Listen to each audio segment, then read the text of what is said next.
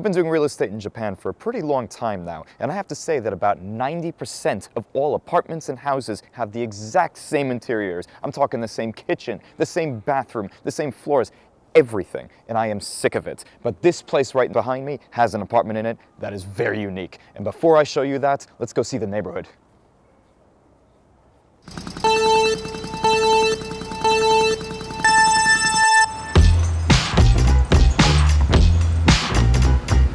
This is what you might think when you hear Shibuya, basically a sea of people. While a lot of the area is like this, the apartment we'll see today is in a lesser-known quiet pocket on a hill overlooking the craziness that is downtown Shibuya. Nearby, you have the headquarters of NHK, the BBC of Japan, and also the Yoyogi National Stadium. Being walking distance to Yoyogi Park as well, it's the perfect place to own a dog. Though the apartment we'll be seeing today is located right next to one of Tokyo's most modern and luxurious skyscrapers, it's actually from 1970, and like many of Tokyo's most iconic vintage buildings, is set to be demolished with a new building taking its place. With that, let's get back to the apartment. Okay, let's go inside. I haven't seen this place in person, only in pictures. And wow, okay. So this is pretty intense. You walk in right here, you have this entire wall of what looks like, I don't know, cherry blossoms, plum blossoms, some kind of blossoms. As I was saying in the beginning of this video, this apartment is not like any other in Japan. Come on over here and see why. First off, we have the bathroom. And most bathrooms in Japan look like what you're seeing on screen right now, but as you can see, this is very, very different. I would say almost kind of like a Berlin vibe, you know, very industrial, modern, yet kind of old feeling at the same time. You have a massive rain shower up here. It kind of looks like a bucket that had holes poked into the bottom. If you need to wash your butt a little bit more than what the toilet can do for you, you have this little handheld guy as well. And right next to the shower, of course, there is a bathtub. And this is not any bathtub. This is a bathtub from Catchpole and Rye out of Kent in England. So they actually imported this bathtub here just to put it in. And let me just take a little...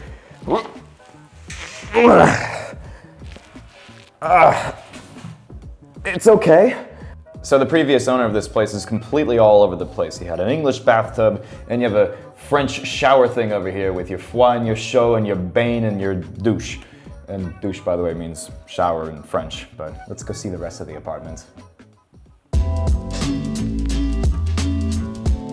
Okay, now let's go see the rest of this place. And this apartment is considered a 2-bed and 1-bath. This is the first of the bedrooms, and it's not really that private. In fact, this is what I like about it. I like just the freedom and all of these big, huge windows right here. You have more light coming in that way, and everybody can see your junk.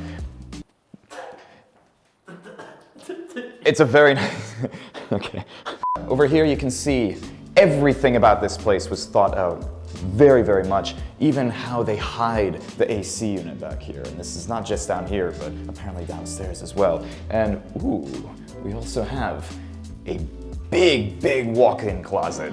And I love this because you actually have stuff to hang things on in here, which is pretty rare to find in Japanese closets. And over here you have shelves, which are almost impossible to find over here. I have no idea who the previous owner was, but whoever he or she was, they had some good taste.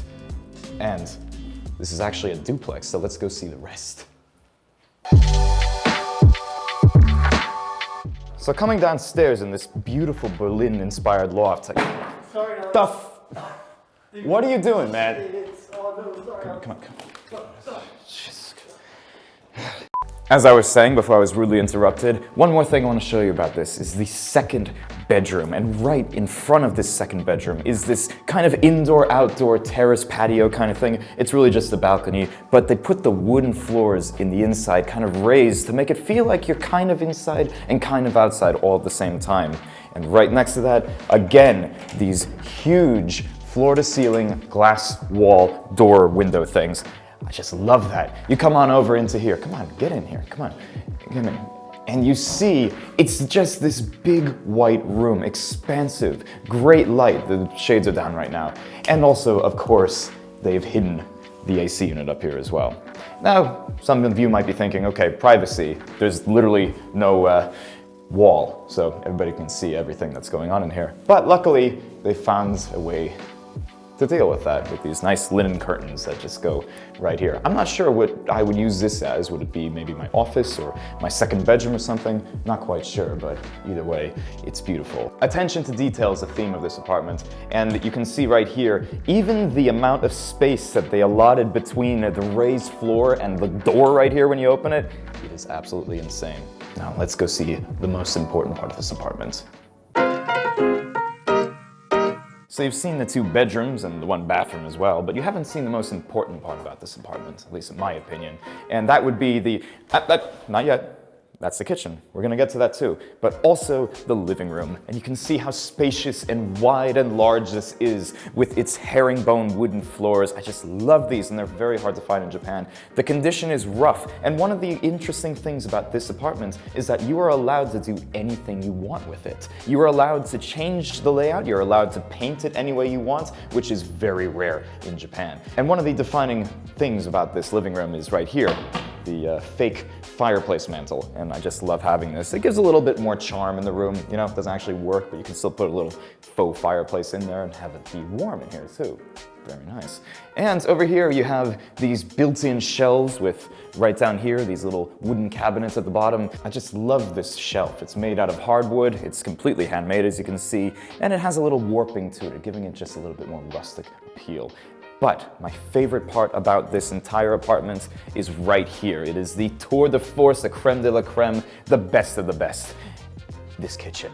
You can see it has a massive counter space, and it's almost square. You never see these in Japan, with a big old sink and one of these guys right here that becomes a shower head as well. And if you come on over here, you can see the best part of the best part, which is right here. This is an actual Viking stove and oven. You just don't see these in this country. Everybody has the same old stove, maybe like 2, 3 burners or something. This is 4 burners. We're talking real American quality. You come down here, you have a full-size gas oven. You just don't get this in this country. And they're very expensive too. They start at about 20, 25 grand. I'd say this one is about 25-ish. And there is only one company in the entire country that actually stocks these. Right down here, it's Nashima Shoji. And right next to that, you also have a Miele auto sensor. It's a old dishwasher, albeit it is still a Miele. You can open it up and see for yourself. You know, very large in there. It's older, but it still works. Don't you just love that? They really spared no expenses in this entire apartment. I really don't know too much about the previous owner of this place, but what I can tell is that they were a very imbibing kind of person, or at least had a lot of friends that like to imbibe, because you have these little wine glass holders built into the shelf right over here. There's a couple other things I didn't show you in this apartment, like the other bathroom downstairs, but that's basically the gist of it. And this place is listed for 458,000 yen a month, comes out to about 4 grand US a month. And with that, you get an amazing apartment. Very high ceilings, open, wide, you can see everybody and everybody can see you. I like that. But not all good things can last, and this building is set to be demolished in June of 2023. It's a shame. So you can only live here up until then. But, as I was saying before, you can turn this into the perfect place of your dreams for that 1.5 years or so that you can live in here. If you want to learn more about this, check out our website at tokyoportfolio.com, or you could also follow me on Facebook, Twitter, and of course, subscribe to me on YouTube. Until next time, thanks for watching.